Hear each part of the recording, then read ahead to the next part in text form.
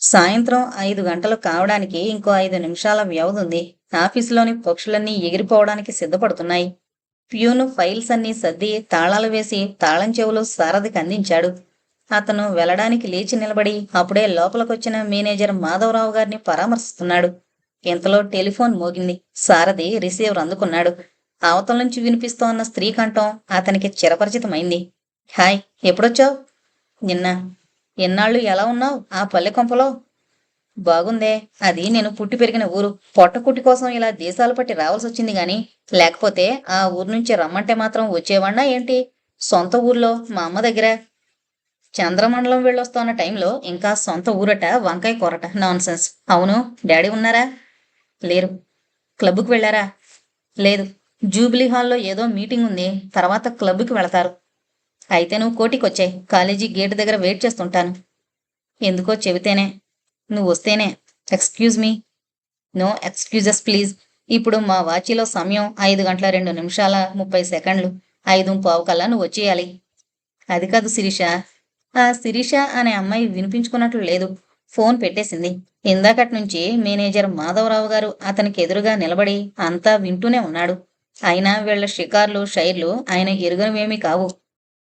అయిష్టంగానే సారథి 5:15 కల్లా కోటిలోని మహిళా కళాశాల దగ్గరకొచ్చాడు. తన స్నేహితురాళ్లతో బాతాకానీ కొడుతున్న శిరీష సారథిని అంత దూరం నుంచే చూసి తోటి వాళ్లకు బై బై చెప్పేసి సారథికి ఎదురొచ్చింది నవ్వుతూ. కమాన్ అంది ముందుకు దారి తీస్తూ. ఎక్కడికి? కమాన్ మ్యాన్, నిన్నేం లేవదీసుపోన్లే రా. హోటల్ తాజ్లో ఫ్యామిలీ రూంలో కూర్చున్నారు ఇద్దరు. కావలసినవేవో ఆర్డర్ ఇచ్చింది శిరీష. ఎలా ఉన్నారు, బాగున్నారా అని అడిగాడు సారథి. నువ్వే చెప్పాలి, నేను బాగున్నానా అంది శిరీష నుదుటి మీదకు జారిపడుతున్న ముంగురులను పైకి నెడుతూ. నా ఉద్దేశం అది కాదు. అబ్బా, నా ఉద్దేశం ఏంటో చెబుతున్నానుగా, చెప్పు, నేను బాగున్నానా అని అడిగింది శిరీష నెమ్మదిగా అతనితో రహస్యం చెబుతున్నట్లు. మీకేమండి, అందాల చందమామలా ఉన్నారు. Rotten joke. ఇంకా ఏంటి వార్తలు? మూడో ప్రపంచ యుద్ధం రావచ్చునంటున్నారు. ఇండియా కూడా అణ్వస్త్ర ఆయుధాలు తయారు చేయాలని ప్రతిపక్ష వాళ్లు పట్టుబడుతున్నారు అన్నాడు సారథి నవ్వుతూ. మూడో ప్రపంచ యుద్ధం మాట ఎలా ఉన్నా నేను వారు డిక్లేర్ చేయబోతున్నాను, కాచుకోమరి అంది శిరీష టిఫిన్ ప్లేటు ముందుకు లాక్కుంటూ. మసాలా దోశ మీదనా అని జోక్ చేశాడు సారథి. యూ విల్ సీ అన్నట్లు చెప్పడం మర్చిపోయాను. మా ఇంటికో కొత్త మెంబర్ వచ్చింది. ఐసీ. నువ్వెప్పుడు చూసావు? అబ్బే, నేనెప్పుడు చూశాను? మరి ఐసీ అంటావేం? ఇంతకీ ఎవరనుకున్నావు? అనురాధ అని మా మేనత్త కూతురట. మీకు మంచి వరసే అని నవ్వాడు సారథి. మరే, ఆడపిల్లనైపోయిన గాని లేకపోతే లవ్ చేసి పారేసేదాన్ని. పవిత్రమైన ప్రేమకి లింగభేదం లేదు. శిరీష పక్కుమని నవ్వింది. పక్క టేబుల్స్ దగ్గర కూర్చున్న వాళ్ళు వీళ్ల వంక వింతగా చూడడం వల్ల ఇద్దరూ సిగ్గుపడ్డారు. మళ్ళీ గొంతు తగ్గించి మాట్లాడుకోసాగారు. ఆ అమ్మాయి బాగానే ఉంది. మా అన్నయ్యల్లో మంచి కాంపిటీషన్ మొదలైందప్పుడే. ఎవరితో డ్యూయెట్టు పాడుతుందో చూడాలి. ఆ ఇద్దరితోనూ పాడకపోతే ట్రయాంగులర్ ఫైట్, ముక్కోణపు పోటీ, మంచి సస్పెన్స్ అన్నట్లు రామకృష్ణలో మంచి సస్పెన్స్ థ్రిల్లర్ ఉంది. టైం ఎంతైంది? నాకు వేరే పనుంది. పావుతక్కువారు. నీ పనులు క్యాన్సిల్ చేసుకో. ఈ వేళ ఆఖరి రోజు. చాలా అర్జెంటువి. నా దగ్గర డబ్బులు కూడా లేవు. చాలా దయనీయమైన పరిస్థితుల్లో ఉన్నాను. కనుకనే మేం కనికరించాం అని శిరీష బిల్లు చెల్లించింది. మరి నాకు సెలవా అన్నాడు సారథి జారుకునేందుకు ప్రయత్నిస్తూ. తినిపోవడానికా వచ్చింది నువ్వు అని కోపడింది శిరీష. నాకు చేతనైన సాయం నేను చేశాను. నన్నిలా నిందించడం బాగాలేదు. తిన్న టిఫిన్ అరిగేదాకా నాతో తిరగాలి, పద. ఇందాకే అరిగిపోయిందండి. మరి వెళ్ళిరానా? వేషాలేస్తే చెవి మేలేస్తాను, పదండి. ఇద్దరూ బయటకొచ్చాక శిరీష్ అడిగింది. రిక్షాలో వెళదామా, నడుద్దామా? మీరు రిక్షాలో వెళ్ళండి, నేను నడిచొస్తాను. సంతోషించాలి తెలివితేటలు. పదండి, నడుద్దాం. ఎవరైనా చూస్తే బాగుండదండి. ఏం, నా పక్కన నిలబడ్డం మీకు నామర్దాగా ఉందా?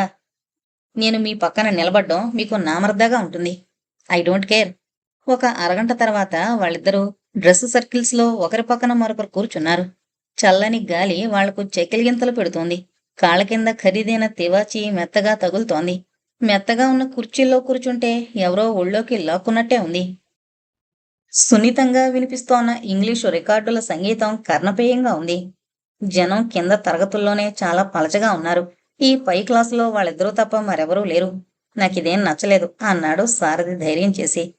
నాకు నచ్చలేదు. కాసేపు నువ్వు అనుకుంటున్నావు, కాసేపు అండి అనుకుంటున్నావు. ఏదో ఒకటి తేల్చుకుని కంటిన్యూ చేద్దాం. మిమ్మల్ని ఏకవచనంలో సంబోధించే గుండె ధైర్యం నాకెప్పుడూ లేదు అన్నాడు సారథి స్పష్టంగా. చిన్నవాళ్లను అండి అంటే వాళ్లకు ఆయుక్షీణం అంట. తెలుసా? నేను తొందరగా చచ్చిపోవాలని నీకుంటే అలాగే పిలువు అంది శిరీష. మూతి ముడుచుకుని చిన్నపిల్లలా గారాబం పోయింది. Sirisha, please hear me. I'm very serious. అరెరే, ఏంటి జబ్బు? మీరిలా నా వెంటపడ్డం ఏం బాగాలేదు. ఎవరన్నా చూస్తే 4 రకాలుగా అనుకుంటారు. రావు గారికి తెలిస్తే ఆయన నన్ను క్షమించరు. నన్నిలా అర్ధాంతరంగా వదిలేస్తే నేను మాత్రం క్షమించగలనా సారథి? ఆ పిల్ల చాలా కొంటిగా అంది. వద్దు శిరీష, అర్థం లేని సాహసాలు చేయడం, అక్కర్లేని త్యాగాలు చేయడంతో విలువైన కాలాన్ని పాడు చేసుకోవద్దు. మనసుల్ని, చుట్టూ ఉన్న మనుషుల్ని ఏడిపించొద్దు. సారథి దాదాపు బ్రతిమలాడుకుంటున్నాడు. దట్స్ వై మనం ఒకటి కావాలి అంది శిరీష కుషంలో వెనక్కి వాలుతూ. ఆ అమ్మాయి కళ్ళు మొత్తుగా మూసుకుపోతున్నట్లున్నాయి. డ్రీమీగా కలవరిస్తున్నట్లుగా అన్నదా మాటలు. ఇది జరిగే పని కాదు, నాకు ఖచ్చితంగా తెలుసు. శిరీష పట్టుదల నీకు తెలీదు. కష్టాలు కొని తెచ్చుకోవడం వివేకం కాదు. కోరుకున్నది అందుకోవడం అవివేకం కాదు. కానీ సభ్యత, సంస్కారం అనేవి కొన్నున్నాయి. మన చుట్టూ సమాజం అనేది ఒకటి. అవునట, నేను విన్నాను. ఇప్పుడేమైంది వాటికి? నీతో మాట్లాడడం అనవసరం అన్నాడు సారథి విసిగిపోయి. నేను అదే అంటున్నాను. మాట్లాడడం అనవసరం. కోరిన వారి సాన్నిధ్యంలో మనసును మత్తెక్కించి మైమరిపించే సమయంలో ఒకరి కళ్ళలోకొకళ్ళు చూస్తూ గంటలు గంటలు గడిపేయాలి గాని సభ్యత, సంస్కారం అంటూ ఏంటి పాడుగోలా? ఇందా ఈ చాక్లెట్ తీసుకో అంది శిరీష హ్యాండ్ బ్యాగ్లోంచి 2 చాక్లెట్లు తీసి. థ్యాంక్స్, అక్కర్లేదు అన్నాడు సారథి కోపంగానే. థ్యాంక్స్ ఎవరు చెప్పారు నీకు అక్కర్లేదంటున్నావు? సారథికి నవ్వొచ్చింది గాని పెదవులు బిగించి ఆపుకున్నాడు. అన్యాయం. నవ్వు నాపడం అన్యాయం. మనిషిని జంతువుల నుంచి వేరు చేసేది నవ్వేనని నా అభిప్రాయం. ఇంకా చాలా ఉన్నాయి. మాట్లాడగల నేర్పు, ఓర్పుతో ఆలోచించగల నేర్పు, తప్పు అని తెలుసుకున్నప్పుడు తనను తాను నిగ్రహించుకోగల శక్తి. చచ్చాంపో, నేరకపోయి జంతువు పేరెత్తాను. ఇక సినిమా హాల్లో సైన్స్ పాఠం చెప్పాలి కాబోలు అని నీరసపడింది Sirisha. I am sorry. There is no lorry to carry your sorry to Bellary. ఇందా ఈ చాక్లెట్ తీసుకో అని అందించింది అతని నోటికి. అతను చేత్తో అందుకున్నాడు. ఎలా ఉంది అని అడిగింది చిలిపిగా ముందు కొంగి. ఏదో తీయగా ఉన్నట్లుంది అన్నాడు సారథి చప్పరిస్తూ. అందులో నా వలపు తలుపులన్నీ కలిపిచ్చానోయ్ చిన్నవాడా. న్యూస్ రీల్ ప్రారంభమైంది. శిరీష ఏదో ఒకటి వాగుతూనే ఉంది.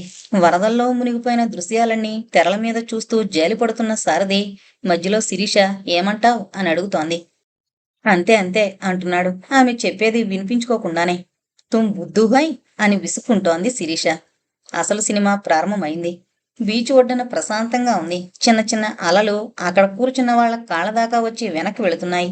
చిన్న చిన్న గుడిసెలంత గొడుగులు అక్కడ వేసుకుని ఆ గొడుగుల చాటున నిర్భయంగా ముద్దులు పెట్టుకుంటున్నారు కొంతమంది జంటలు. వాళ్లకు కొద్ది దూరంలో చిన్న క్యాంటీన్ లాంటిది ఒకటి ఉంది. ఈ సముద్రపు ఒడ్డు నుంచి ఒక చిన్నది బయలుదేరి క్యాంటీన్ వైపు వస్తోంది. ఏవో 2 చిన్న పీలికల్లాంటివి తప్ప ఆమె శరీరం మీద ఆచ్ఛాదనం అంటూ ఏమీ లేదు. యవ్వనంతో పొంగుతున్న అవయవాలన్నీ అందంగా అదిరేటట్లు నడుస్తోంది. కళ్ళు చెదిరిపోయేటట్లున్న ఆ స్త్రీ సౌందర్యం వంక చూస్తున్న ఆ క్యాంటీన్లోని వాళ్ళు, ఇక్కడ ఈ సినిమా హాల్లోని వాళ్ళు ఉద్రేకం పట్టలేకపోతున్నారు. శిరీష నెమ్మదిగా తన చేతితో సారథి హస్తాన్ని తాకింది. చొప్పున అతను తన చేతిని లాగేసుకున్నాడు. ఇలాంటి పనులు చేశారంటే కేకలేసి అందరినీ పిలిచి గొడవ చేస్తాను, ఏమనుకున్నారు అన్నాడు సారథి నిస్సహాయంగా భయపడిపోతున్నట్లు నటిస్తూ. సిగ్గులేకపోతే సరే, పెద్ద మగాడు కేకలేస్తాడట. ఏది వేయి చూద్దాం, లేకపోతే పారిపోతానంతే. తెర మీద బొమ్మ మరింత దగ్గరైంది. ఆమె నడుస్తున్నప్పుడు నడయాడే నడుము వెనక ముందర కింద పైన కెమెరావాడి ఇష్టం వచ్చినట్లు ఫోకస్ చేస్తున్నాడు. ఇప్పుడు ఆమె క్యాంటీన్ దగ్గరగా వచ్చింది. చాలా క్లోజప్ లో చూపిస్తున్నాడు. ఆ స్త్రీని అంతమంది తినేసేలా చూస్తున్నప్పటికీ కాని పని తానేమీ చేయనట్లు నిర్వికారంగా నడిచొస్తోంది. ఒక్కొక్క మెట్టే ఎక్కుతూ వస్తోంది. 5 మెట్టు వరకు వచ్చింది. ఇంతలో ఎక్కడో పిస్టల్ పేలిన శబ్దం. ఆమె కివ్వుమని కేక పెడుతూ కిందకి దొర్లుకుంటూ ఇసుక మీద పడిపోయింది. చుట్టూ నెత్తురు బీభత్సం. జనంలో కోలాహలం, అరుపులు, పరుగులు. అంతా అల్లకల్లోలమైపోయింది. కొన్ని క్షణాల కిందట అందర్నీ ఉద్వేగపరిచి ఉద్రిక్తపరిచిన ఆమె అందం ఇప్పుడు చూడ్డానికి భయంకరంగా మారిపోయింది. చూసిన వాళ్ళకి ఒళ్ళు జలరించిపోతుంది. చూసారా, జీవితం ఎంత క్షణికమో అన్నాడు సారథి జాలిగా. చూస్తుంది సినిమాని ప్రభువులు వారు గుర్తించాలి అంది శిరీష. సినిమా జీవితానికి దర్పణం లాంటిదేనని మా అభిప్రాయంగా కుమారి శిరీషాదేవి గారు గుర్తించాలి. సినిమా మంచి రసవత్రంగా నడుస్తున్నందువల్ల సంభాషణలు ఆపుచేసి సినిమా చూడడంలో నిమగ్నమైపోయారు. రాజగోపాలరావు గారు సాధారణంగా రాత్రి 10 గంటలు దాటిన తర్వాత గాని ఇంటికి రారు. హేమలతాదేవి గారు ఇంకో అరగంట ఆలస్యంగానే వస్తుంటారు. ముందుగా వచ్చిన ఆమె భర్త కోసం కనిపెట్టుకుని కూర్చోవలసిన అవసరం లేదు. ఆ సౌజన్య నిలయంలో ఎవరిష్టం వాళ్ళది, ఎవరి అలవాట్లు వాళ్ళవి, ఎవరి భయము ఎవరికీ లేదు గాని రావుగారంటే అందరికీ కొద్దో గొప్పో గౌరవం ఉంది. హేమలతాదేవి గారికి సంఘంలో బయట తిరగడానికి రావుగారి హోదా ఎంతగానో సాయపడుతోంది. చైర్మన్ గారి భార్య అనిపించుకోవడానికే ఆమె ఆయనతో కలుసుంటోంది అన్నది ఆయనకు మాత్రమే తెలిసిన కఠిన సత్యం. అనురాధతో ఆయన మాట్లాడినట్టే లేదు. అందుకనే ఆ వేళ 8 గంటలకే క్లబ్ నుంచి బయలుదేరొచ్చేశారు. అక్కడికి కొంతమంది స్నేహితులు వెళ్ళడానికి వీల్లేదని పట్టుబట్టి ఆయనకు కూడా ముక్కలు పంచారు. అయినా ఇంకో 10 నిమిషాల కన్నా ఎక్కువ కూర్చోలేకపోయారు. కారు గ్యారేజీలో పెట్టి తిన్నగా అనురాధ గదిలోకి వెళ్లారు. ఆమె కిటికీ దగ్గర నిలబడి బయటకు చూస్తోంది. అడుగుల చప్పుడు వినపడి వెనక్కి తిరిగి చూసింది. ఏమమ్మా, ఏం చేస్తున్నావ్ అని అడిగారాయన వాత్సల్యపూరితంగా. ఏం లేదు మావయ్య, ఊరికే కూర్చున్నాను అంది అనురాధ పమిట కొంగు భుజాల మీద నుంచి నిండుగా కప్పుకుంటూ. ఇల్లంతా చూసావా? లేదు మావయ్య. చూపించిన వాళ్ళు గాని ఇల్లంతా చూసావా అని అడిగిన వాళ్ళు గాని లేరు. వేళకు పని మనుషులు కాఫీ, టిఫిన్లు, భోజనాలు అందించుకోవడం తప్ప మిగిలిన విషయాలు ఎవరూ ఏమీ అడగలేదు ఇంతవరకు ఆమెను. రా చూద్దుగాని అంటూ ఆయన కిందనున్న గదులన్నీ చూపించారు. అనురాధకు కేటాయించిన పక్క గది శిరీషది. అవతల పక్క మెట్ల గది. ఈ 3 గదులకి సమానంగా రెండో వైపు కూడా 3 గదులున్నాయి. అందులో మొదటిది రావుగారి ఆఫీస్ గది. ఇంటి దగ్గరకు ఆయన కోసం వచ్చిపోయేవాళ్లు కూర్చునేందుకు సోఫా సెట్లు, ఎకరం నేలంత విశాలంగా ఉండే డెకోలం టేబులు, దానిమీద టెలిఫోను, టేబుల్ క్యాలెండర్, ఇంకు స్టాండ్లు వగేరా సామాన్లు అందంగా సర్దున్నాయి. ఇవిగాక ఆ గదిలో అలంకారానికి మరికొన్ని అందమైన బొమ్మలు, వర్ణ చిత్రాలు ఉన్నాయి. మొత్తం మీద ఆ ముందు గది రావుగారి హోదాని, ఐశ్వర్యాన్ని గురించి చెప్పకనే చెబుతోంది. ఆ గది వెనక గది రాజగోపాలరావు గారి ప్రథమ పుత్రుడు చిరంజీవిది. ఆ గదిలో ఎటు చూసినా గుట్టలు గుట్టలుగా పడున్న పుస్తకాల దొంతరలు తప్ప మరేం కనిపించడం లేదు. నలిగిపోయిన పక్క మీద కూడా అవే పడున్నాయి. ఇక వెనక గది ఆయన రెండో కుమారుడు మధుసూదంది. శుభ్రంగా నీటుగా సర్దుంది. ఖరీదైన దుస్తులు, టాయిలెట్ సామాన్లు, అతని అభిరుచిని తెలియజేస్తున్న క్యాలెండర్లు ఇవి అందంగానే ఉన్నాయి. శిరీష గదిలో నిలువుటద్దం, నిలువెత్తు ఇనప బీరువా, మెత్తని పరుపుతో ఉన్న అందమైన మంచము, అలమరాలో సర్ది పెట్టుకున్న చిన్న చిన్న బొమ్మలు శిరీష ఎదిగి ఎదగని మనస్తత్వాన్ని గురించి చెబుతాయి ఎవరైనా శ్రద్ధగా తిలకిస్తే. ఈ 2 వైపులా ఉన్న గదులను కలుపుతూ పెద్ద హాల్ ఉంది. అటు రావుగారి ఆఫీస్ గది, ఇటు మెట్ల గది కొంచెం ముందుకు ఉండి పోర్టుకోలకే దారి తీస్తాయి. వెనకనున్న వీళ్ల 4 గదులకి ప్రవేశం ఈ హాల్లో నుంచే ఉంది.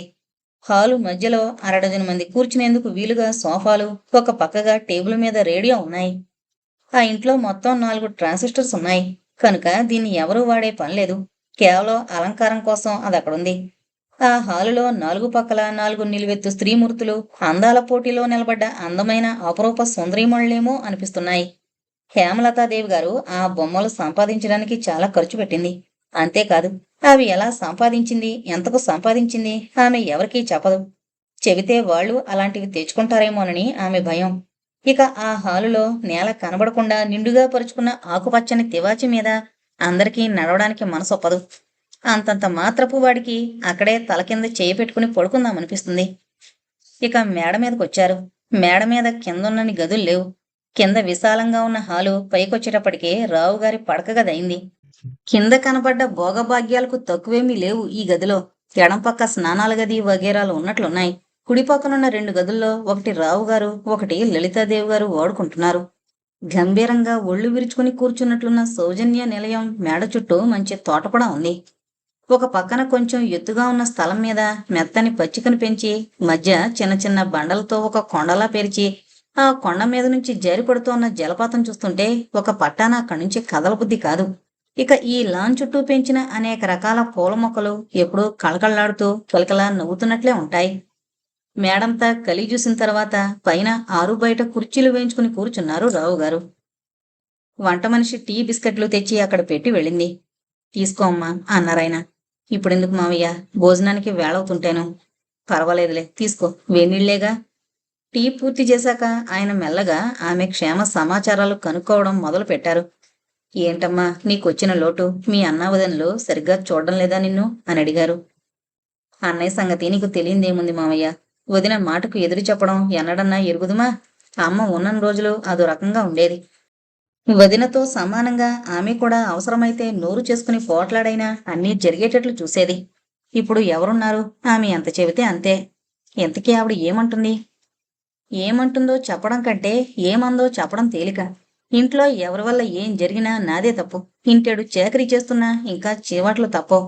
పని మనిషి కన్నా హీనంగా బ్రతుకుతున్నా కూడా సంపాదనంతా నా మొహాన్నే పోస్తున్నట్లు తిట్టిపోస్తుంది. చివరికి తిండికి గుడ్డ కూడా మొహం వాచే పరిస్థితి ఏర్పడింది. అనురాధ తన బాధను వెళ్లబోసుకుంటుంటే కన్నీళ్లు కట్టలు తెగడానికి సిద్ధంగా ఉన్నాయి. నీ మీద మీ వదినింత కక్షగట్టడానికి కారణమేంటమ్మా? ఆడవాళ్లు చేసే ప్రతి పనికి రెండు కారణాలుంటాయి మావయ్య. పైకి చెప్పే కారణం ఒకటైతే లోపల ఆంతర్యంలో ఉండే అసలు కారణం వేరొకటి. ఇరుగు పొరుగు వాళ్లతో నాకు చదువుకున్నదానని మహా గర్వమని, యువతల పుల్ల తీసి అవతల పెట్టనని, ఏరి కోరి బంగారం లాంటి సంబంధం తీసుకొస్తే కాలదనుకున్నానని, అసలు నాది నష్టజాతకమని, ఇంకా చాలా కారణాలు అందరికీ చెబుతుంది. తాను పొందలేని చదువు నేను పొందానని లోలోపల ఈర్ష.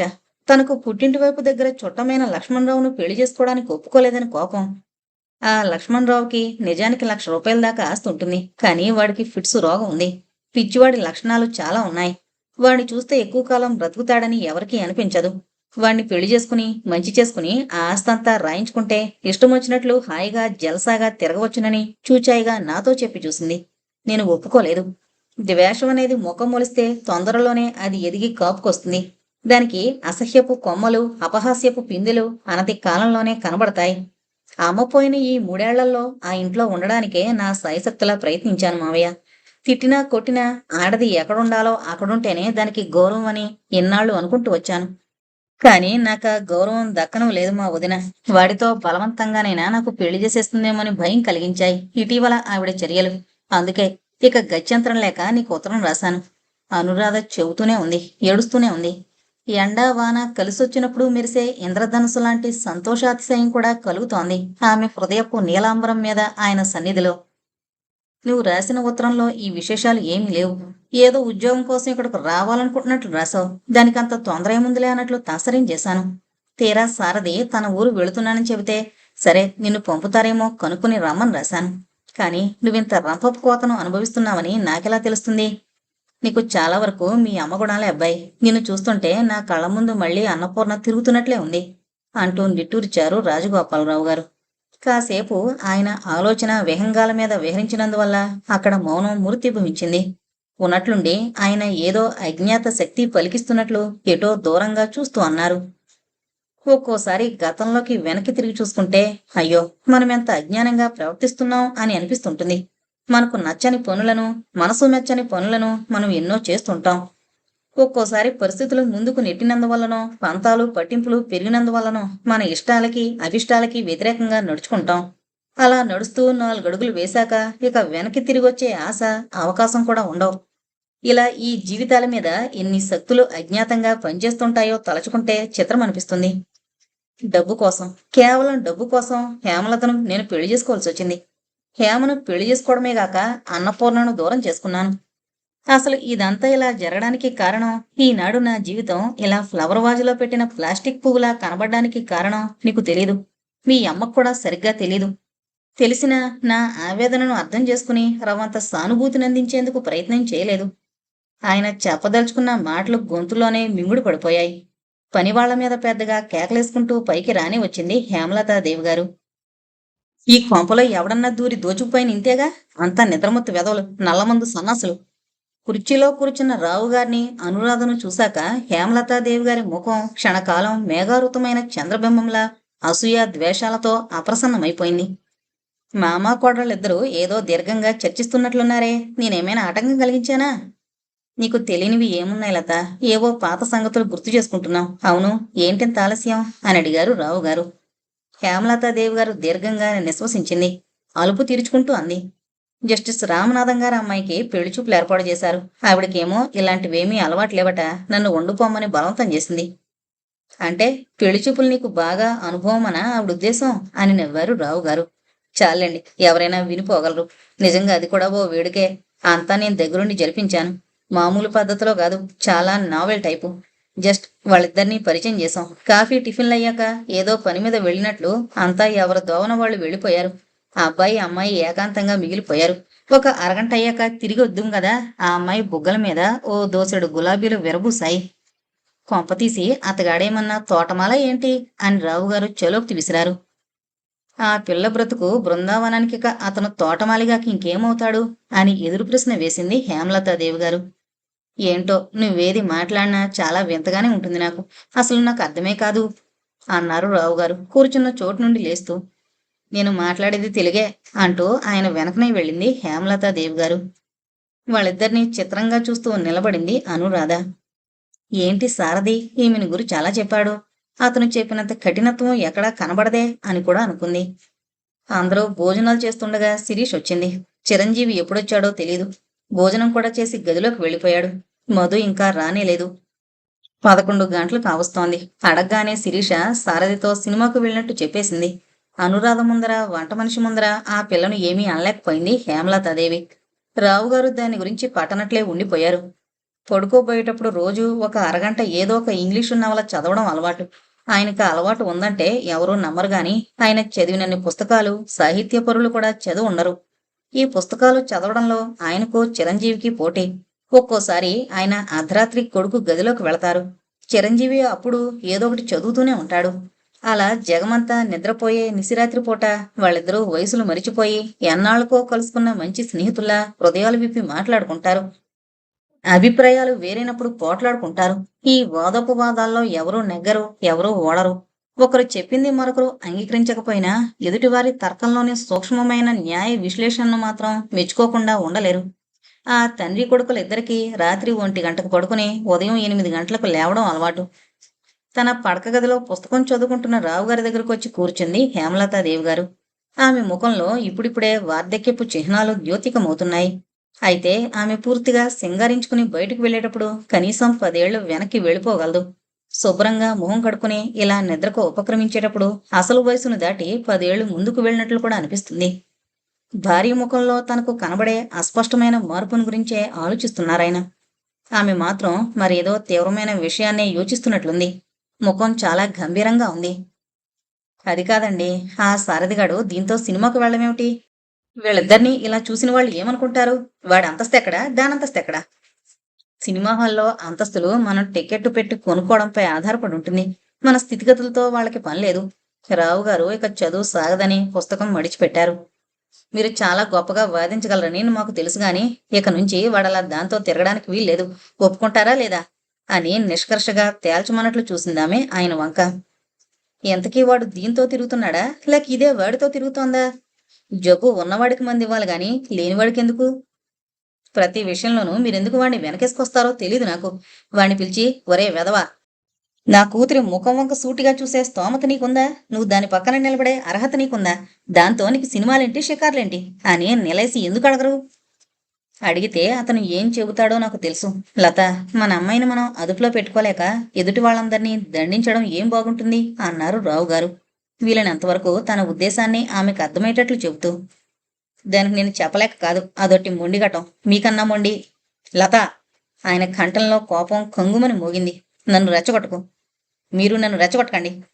నేనేం చేశాను ఇప్పుడు? చేశారని కాదు, చేయవలసింది చేయడం లేదని. కట్టుకున్న భార్య కన్నా కన్న కూతురి కన్నా కాళ్ళ దగ్గర పడుండే ఆ వెధవ ఎక్కువైపోయాడా మీకు? అబ్బబ్బా, నా ఉద్దేశం అది కాదే. అతన్ని ఆదరించి బెదిరించి దూరంగా తరిమేయచ్చు. కానీ నీ కూతురు మరొకటితో స్నేహం చేస్తే ఎంతమందిని ఇలా బెదిరిస్తావు? ఆ చెప్పేదేదో నీ కూతురికే బుద్ధి చెబితే, దానికి ఆ యుక్తాయుక్తం నేర్పితే దీని వంక ఎవడైనా కన్నెత్తి చూడగలడా? చూస్తే ఎవడైనా ఏదైనా కూస్తే కాలిచెప్పు ఊడదీయకుండా ఉంటుందా? తెలివి తక్కువ దీని దగ్గర పెట్టుకుని వాళ్ళందరినీ అని ఏం లాభం అన్నారు రావుగారు కోపావేశులై. నాకు ఆ సంగతి తెలియకపోలేదు. కడుపు చించుకుంటే కాళ్ళ మీద పడుతుంది. మన ఆడపిల్ల తెలుసో తెలియకో ఏదైనా చేస్తే దాన్ని కప్పిపుచ్చుకోవాలి గాని రచకెక్కి రగడ చేస్తారా? ఇదేనా విజ్ఞత? కప్పిపుచ్చుకోవడం కాదు కావలసింది. పిల్లలకు కావలసిన విద్యాబుద్ధులు నేర్పించుకోవడం తల్లిదండ్రుల బాధ్యత. అదృష్టమో దురదృష్టమో గాని నువ్వు నన్న బాధ్యత నుంచి తప్పించావు.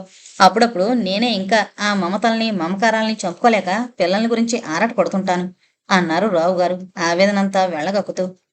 ఆరాటపడి ఏం చేస్తున్నారు మీరు? ఏం చేయలేకపోతున్నాననే ఆరాటపడుతున్నాను. అందరూ తమ పిల్లలకి కావలసినవి సమకూర్చే స్థితి స్తోమత లేక బాధపడుతుంటే నేను ఉండి లేని వాళ్లలో జమైనానే అని బాధపడుతున్నాను. మీరేం చేయక్కర్లేదు రావుగారు. నా పిల్లలకి కావాల్సింది నేను చేసుకోగలను. మీరేమీ క్షమాభిక్ష పెట్టవలసిన పని లేదు. నేనంత గతిలేని దాన్ని కాదు. గతిలేని వాళ్ళందరినీ స్థితిపరులని చేసిన దాన్ని. నా పిల్లల కోసం ఒకళ్ళను యాచించాల్సిన పని నాకు లేదు. ఆమె మాటల్లోని ఆంతర్యం ఆయనకు అవగతం కాకపోలేదు. ఈనాడు తనకున్న స్థితికి కారణం హేమలతే కావచ్చు. కాని ఆమె తన పట్ల చూపే నిరాదరణకు ఆయన మనసు వేగిపోతుంది. నువ్వంత గొప్పదానమైనప్పుడు, నీ పిల్లల బాగోగులు నువ్వే స్వయంగా చూసుకోగలిగినప్పుడు నన్ను యాచించడం అనవసరం. ఒకరిని యాచించవలసిన కర్మ హేమలతాదేవికి ఎప్పుడూ పట్టదు. ఎవరి ముందు, చివరికి దేవుడి ముందు కూడా నిలబడి నేనేది కోరలేదు ఇంతవరకు. ఆ అవసరం లేకపోవచ్చు గాని ఆ అహంకారం మాత్రం ఉండకూడదు. అన్నీ ఉన్న నాకు అది మాత్రం ఎందుకు లేకపోవాలి? మీరు మీ గుమస్తాగాడికి నచ్చ చెప్పుకుంటారో లేదో నాకు తెలీదు. ఇంకొకసారి వాడు దాంతో తిరిగినట్లు కనబడితే వాడి మర్యాద మీ మర్యాద కూడా దక్కదు. ఏం చేస్తావు? ఏమైనా చేస్తాను. ఉన్నవన్నీ చాలవన్నట్లు కొత్త చుట్టాలను కూడా తెచ్చిపెట్టుకున్నారు. చాలా సంతోషం. అనురాధను ఏమేనంటే మాత్రం నేను ఊరుకోను. ఈ విషయంలో నేను ఎవరిని క్షమించను. ఏం చేస్తారు? నువ్వు ఆ పిల్లను ఇంట్లోంచి వెళ్ళగొట్టే ప్రయత్నం చేస్తే నీ భర్తను వెళ్ళగొట్టే ప్రయత్నం చేస్తున్నావని గుర్తుంచుకో. అంతవరకు వచ్చారా? సహనానికి కూడా ఒక హద్దు ఉంటుంది హేమ. అనురాధను నా దగ్గర ఉంచుకుని తీరతాను. అది నీ ఇంట్లో సాధ్యం కాకపోతే మరో ఇంట్లో ఉంచుకుంటాను. నీకు లేని పరువు ప్రతిష్టల ప్రాకులాట నాకు మాత్రం ఎందుకు? నాకు తెలుసు, మీరు మొదటి నుంచి ఇంతే. పరాయి వాళ్ళని ప్రేమించిన దాంట్లో పొదవంతు పెళ్ళం పిల్లల్ని ప్రేమించరు. ఆమె కంఠంలో కొద్దిగా లవలేశంగా దుఃఖం ధ్వనించింది గాని తెచ్చిపెట్టుకున్న గాంభీర్యం దాన్ని జయించింది. ప్రేమానురాగాలు ఇచ్చిపుచ్చుకోవలసినవి గాని ఐశ్వర్యంతో కొనుక్కోగలిగినవి మాత్రం కాదు హేమ. మీ ప్రేమానురాగాల కోసం కూడా నేను ఏడవడం లేదు రావుగారు. కనీసం కృతజ్ఞత, విశ్వాసం కూడా లేకుండా పోతోంది అని. ఎవరికి? ఆ సారథిగాడికి. అసలు ఎవడు వాడు? మీరెందుకు వాడిని అలా నెత్తికెక్కించుకుంటున్నారు? నన్ను నువ్వు సరిగ్గా అర్థం చేసుకోలేదంతే. కాని హేమ, రేపే నేను వాడిని మందలిస్తాను. తిరిగి వాడు శిరీష్ వైపు కన్నెత్తైనా చూడకుండా చేస్తాను అన్నారాయన కృతనిశ్చయంతో. మీరలా చేసినాడు అనురాధను నేను నా కూతురిని చూసినట్లే చూసుకుంటాను అంది హేమలతాదేవి గారు. ఇది వాళ్లకు కొత్త కాదు. ప్రేమొచ్చినా కోపమొచ్చినా ఇద్దరికీ పట్టపగ్గాలుండవు. ఇందాకటి నుంచి వాళ్ళు ఎంత శత్రువుల్లా ద్వేషించుకున్నారో మళ్ళీ అంతకన్నా ఎక్కువగా ఒకరినొకరు లాలించుకుంటారు. మళ్ళీ దేని మీదో పట్టుదలలు పెరిగిపోతాయి, బిగుసుకుని పోతారు. అసలు లోపం ఎక్కడుందో ఇద్దరికీ తెలుసు. ఇద్దరి గుండెల్లో ఏవో రహస్యాలున్నాయి. అవి భద్రంగా దాచుకుంటున్నారు. అగ్ని పర్వతాల్లా అవి అప్పుడప్పుడు సెగలు పొగలు కక్కుతుంటాయి. ఆ పర్వతాలు బద్దలయ్యే రోజు ఒకటి వస్తుందని ఇద్దరికీ తెలుసు. ఇప్పుడు మళ్ళీ ఇద్దరూ రాజీకొచ్చారు. ఒకరినొకరు తీక్ష్ణంగా చూసుకోవడం మాని చల్లని సాయంకాలం పూట వీచే పిల్లగాలుల వంటి దృక్కోణాలతో, పరుష వాక్యాలతో హృదయాలకు తగిలిన గాయాలకు శైత్యోపచారాలు చేసుకున్నారు. దాంతో కరుడుగట్టిన కరుణ కొద్ది కొద్దిగా కరిగి ద్రవించడం మొదలుపెట్టింది. ఈ నేళ్ల అనుబంధం ఇద్దరినీ దగ్గరికి లాగడం మొదలుపెట్టింది. మనం అనవసరంగా కత్తులు నూరుకుంటున్నామేమనిపిస్తోంది హేమ అన్నారు రావుగారు భార్యకి ఎదురుగా నిలబడి. నన్ను ఊరికే రెచ్చగొట్టి ఏదో ఒకటి అనిపించుకుంటేనే గాని మీకు తోచదు అంది హేమలత సంజేషి చెప్పుకుంటున్నట్లు. రెచ్చగొట్టినా చిచ్చిగొట్టినా నీ అసలు రూపాన్ని తెలుసుకోవడానికే హేమ అన్నారు రావుగారు భార్య భుజం మీద చేయి వేసి లాలనగా నిమురుతూ. మీకులాగా నాకు 2 రూపాయలు లేవండి అంది హేమలత కసిగా. అలజడి తగ్గి తేరుకుంటున్న కొలంలోకి మళ్లీ బండరాయిని దొర్లిస్తే అల్లకల్లోలమైపోయినట్లు ఈ ఆఖరి మాటలతో మళ్లీ ఆయన నిగ్రహాన్ని కోల్పోయే స్థితొచ్చింది. అక్కడి నుంచి వేగంగా నడిచి వెళ్లి బయట పిట్టగొడ దగ్గర కుర్చీ లాక్కుని అందులో కూలబడి కళ్ళు మూసుకుని మునివేళ్లతో నుదురు పట్టుకుని నిద్రకాని నిష్టగాని కాని స్థితిలోకి జారిపోయారు. ఆమె దీపం తీసేసి పక్క మీద కొరిగింది.